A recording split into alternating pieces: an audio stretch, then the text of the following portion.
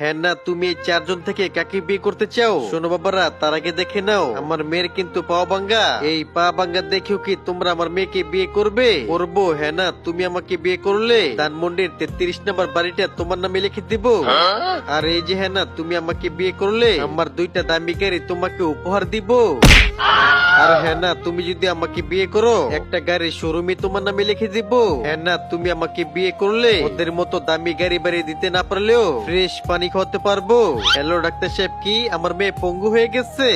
হ্যাঁ না, ডাক্তার বললো তুই নাকি সারা জীবনের জন্য পঙ্গু হয়ে গেছস। আমি এই পঙ্গু মেয়েকে বিয়ে করব না, আমিও আমার বিয়ের প্রস্তাব ফিরিয়ে নিলাম। হ্যালো লাইলা, আমি তোমাকে বিয়ে করব। গরিবের বাপ্পারাজ, তুই বিয়ে করে ফেল। সবাই চলে গেল, তুমি আমাকে বিয়ে করবে? হ্যাঁ না, উইল ইউ ম্যারি মি? হ্যাঁ, আমি রাজি। আর তোমার জন্য স্পেশাল গিফট। ও থ্যাংক ইউ সো মাচ। হ্যাঁ না, তোমার পাও দেখি ভালো। হ্যাঁ ভালো, আমি তো এতক্ষণ অভিনয় করছি। লাইক কইরেন।